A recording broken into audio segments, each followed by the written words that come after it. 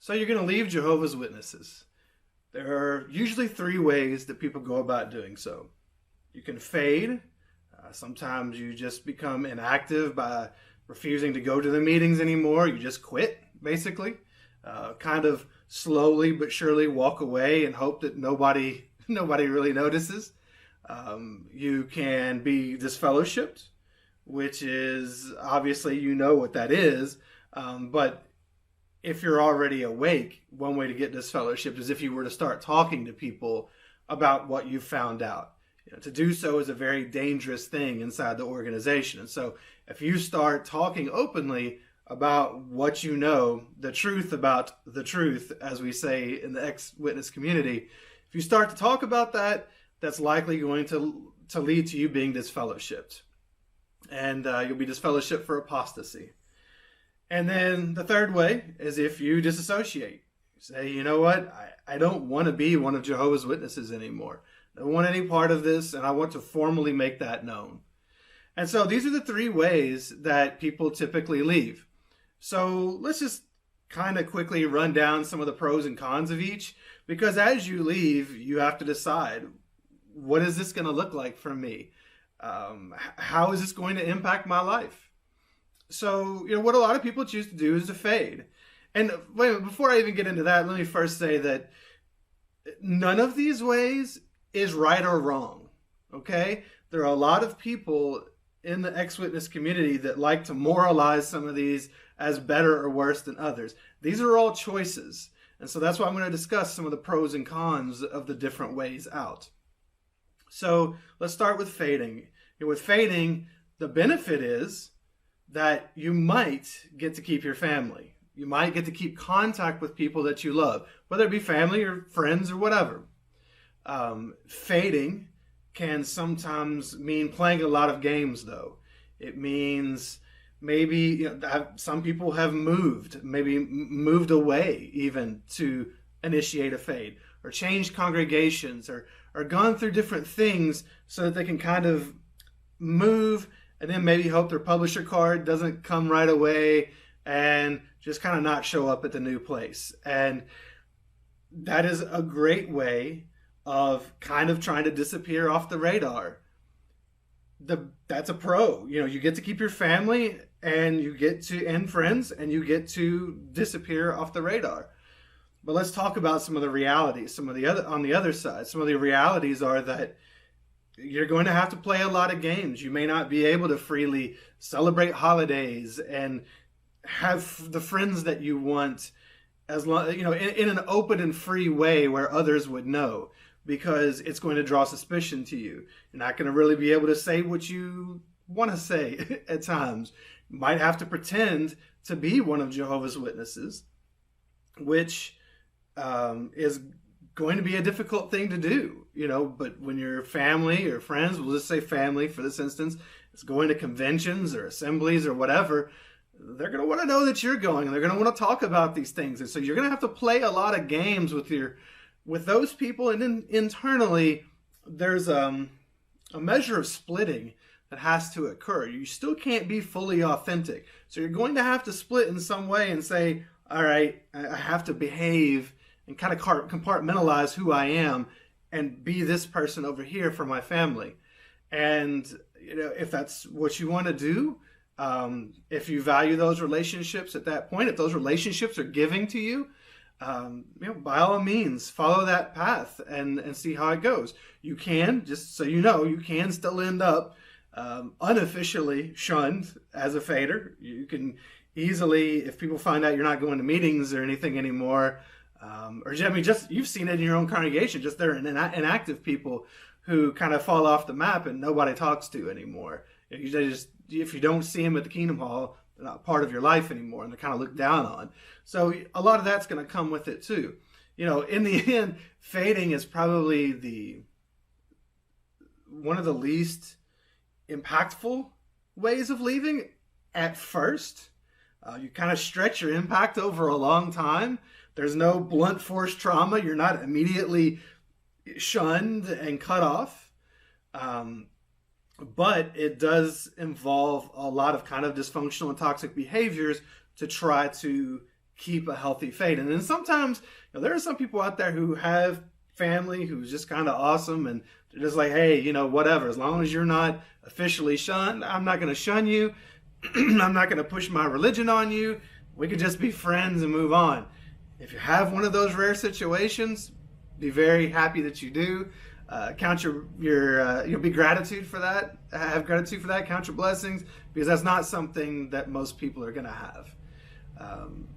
But again, this is just kind of spreading out the pain instead of enduring it all in one moment with the residual. So now let's go to disfellowshipping. So the truth about the truth. What was it that the witnesses would say? The scripture, and I think it was in Jeremiah, about the word or the message, like a fire in Jeremiah's bones or something, and he had to say it. Well, it's tough when you start learning what you've been involved in. You want to save your family, you want to save your friends, but if you start talking, there's a good chance that you end up disfellowshipped. There's a good chance, and I understand you want to save these people, and there's another video on how to wake people up, or can we, where that's discussed. But if you start to express your doubts openly, then you may end up getting disfellowshipped. Or at least you're going to get called on by the elders probably several times. But that's another way out. Okay, that's going to involve a judicial committee if you get called in for apostasy, and then at that point it's up to you. Are you going to walk in and show up for that judicial committee, and are you going to try to score points and have this conversation where you kind of try to wake them up, or at least have your say? And if that's what you want to do, and you want to go to war and enjoy it. Don't think that you're going to save anybody in that room. That again, this is boundaries. But if this means something to you, to go in there and have your say, then go in there and have your say. You can also just not show up to a judicial committee. When you're summoned to one through a letter, or they've contacted you in some way, you could not show up. Just know you will be disfellowshipped in absentia. You don't have to be there to be disfellowshipped. So if you refuse to go and you don't play their game, you will likely end up disfellowshipped anyway. But if you don't want to do that, that's cool too. Let them do their thing and you just walk away and go do yours. That is absolutely a beautiful and valid way to end this. In the end, this is all ending a relationship, and how do you want to do it? And then there's disassociation. And disassociation is essentially saying, I don't ever want to be known as one of Jehovah's Witnesses again. I am taking a stand. I took a stand when I came in. I'm taking one when I go out. I don't approve of this, and I'm going to send a letter and say that I no longer want to be one of Jehovah's Witnesses. Of course, that's going to give you kind of an instant freedom of sorts, but you're going to pay the price, just like with this fellowshipping. You're going to be shunned. You're going to lose your family, your friends. You're likely to not ever see or speak to those people again. Now, again, that is a choice they make. Shunning is an act. It's something someone does to someone. You don't deserve to be shunned. So you're just being you. They're shunning you. That's on them. But that is likely to be the outcome. And you have to know that going in. I see a lot of people kind of, because this is such a traumatic thing, they kind of fool themselves into thinking, well, not my family. My family's not going to react like that. They're not going to shun me. Yeah, they probably are. They're probably going to shun you. Most people follow that mandate, and they will shun. And so you have to know that going in. If you don't, it's only going to make the pain worse, because you kind of live in a level of denial, and then the shock that comes from that after you're shunned is going to be tremendous. So, face it, know it going in. If you're disfellowshipped, or if you disassociate, I personally disassociated because I didn't want to be associated with them anymore. I saw them and their organization as very toxic. I took that step, but I knew I'm going to be cut off. This is how this is going to go. Doesn't make it right, doesn't mean it doesn't hurt, but this is how it's going to go. So, that's another way out. There's a kind of instant freedom in this because you're making the decision. This is all on your timeline. You get to say, here is how and when I go out. And whereas with being disfellowshipped, the elders are kind of deciding that. But again, the pain is going to be real when you're shunned, and you have to go into that accepting that you're not going to hear from those people again. So some common things that I hear around all of these ways of leaving, okay?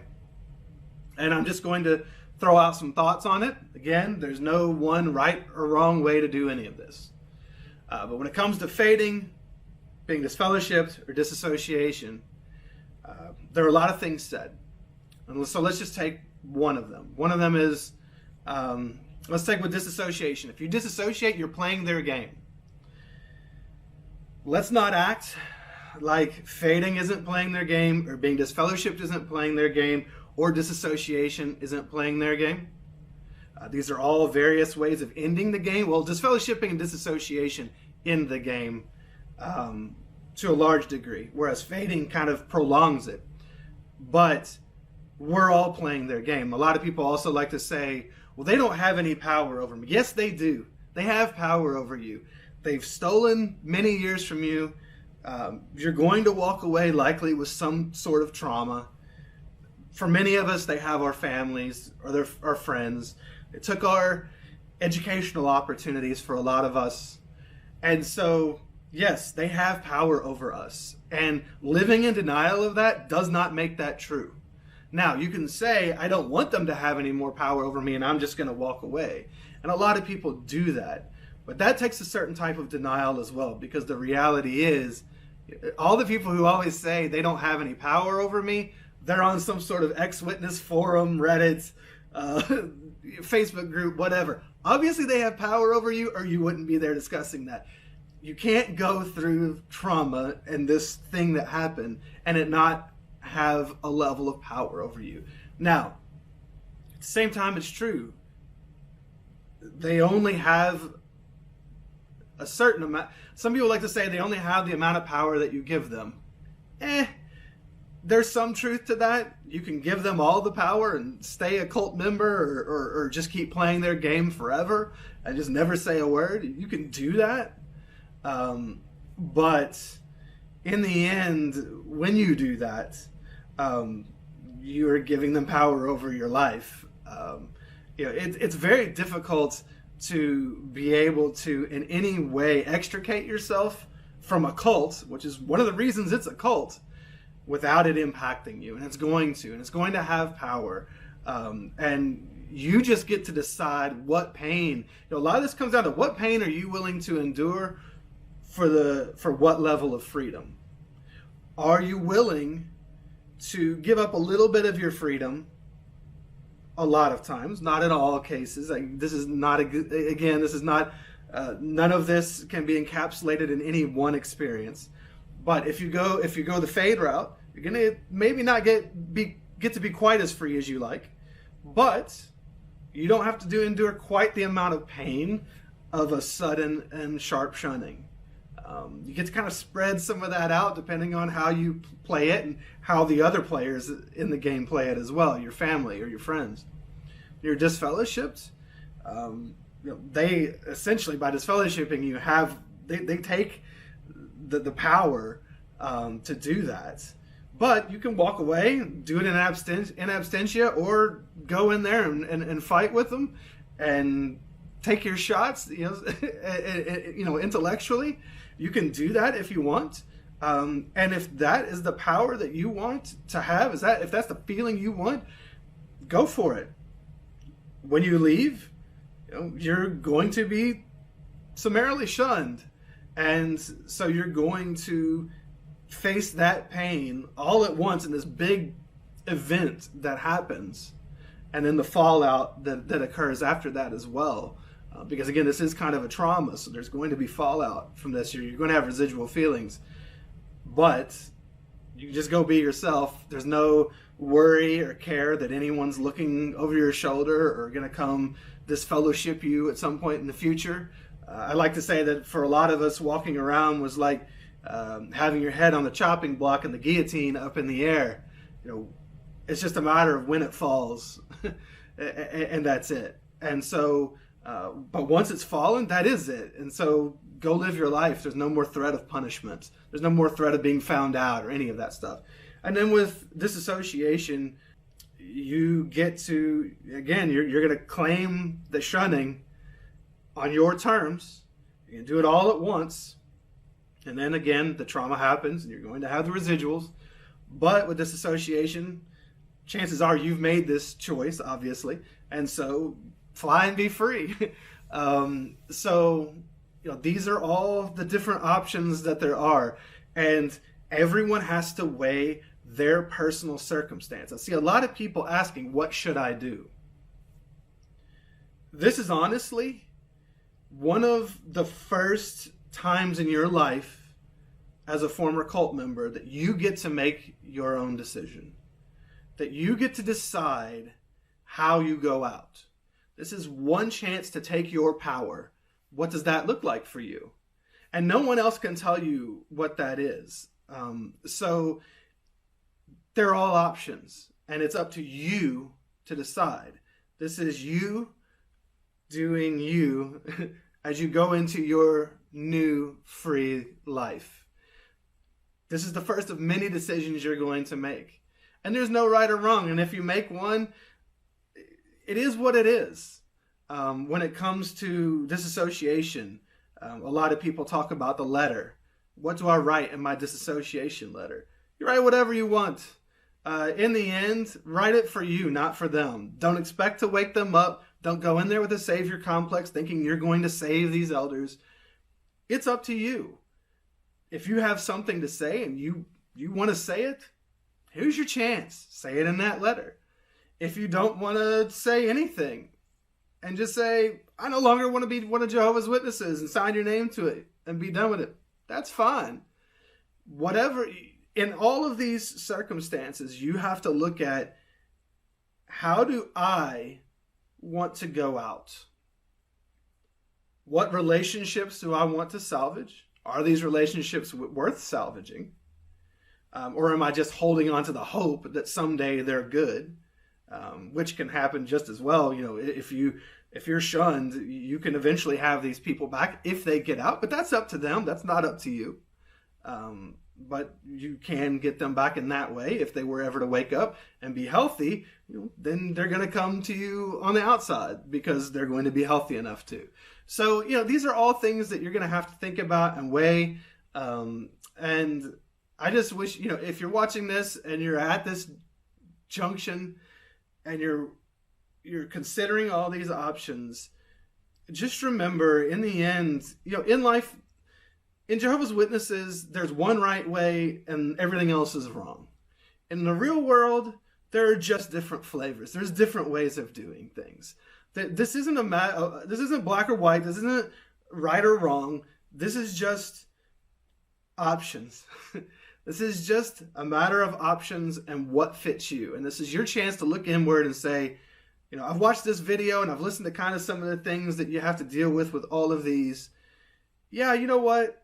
I think I want to disassociate, because for me, it's like me taking a stand and I feel the need to do that. Also, maybe I just can't stand to be around Jehovah's Witnesses anymore. The stress is too high when I'm around them, the anxiety. Maybe I already have PTSD from elders coming after me at one point, and I don't want to deal with that again. So I'm just going to put a bullet in it and be done. Or maybe your answer is, I want to I can't be quiet, but I don't feel right disassociating personally. And if you don't, that's fine. So I'm going to force their hand, and I'm going to be me and let them be them in that way. And they'll probably come after me, but that's okay. And I'm just going to do that how I want. Or you can look at fading and say, all right, I'm not ready right now to maybe let my family go. I'm not ready to take a stand, a firm stand against something. I don't want to have any dealings with any of this, any of these ways of going out officially. So I think I'm just gonna play it cool, play it safe, kind of walk outside the bounds a little bit, do what I have to do to get by, see how people react. Maybe some of my family, they're cool with this, and we don't have to lose contact. Maybe they're not going to do the whole soft shunning thing that a lot of people do. So if that's you, be you. It's what this all comes down to. Be you. Leaving Jehovah's Witnesses is your first chance to be you. It's your first chance to make a big life decision on your own. So take that opportunity, think about these different things, and just leave your way.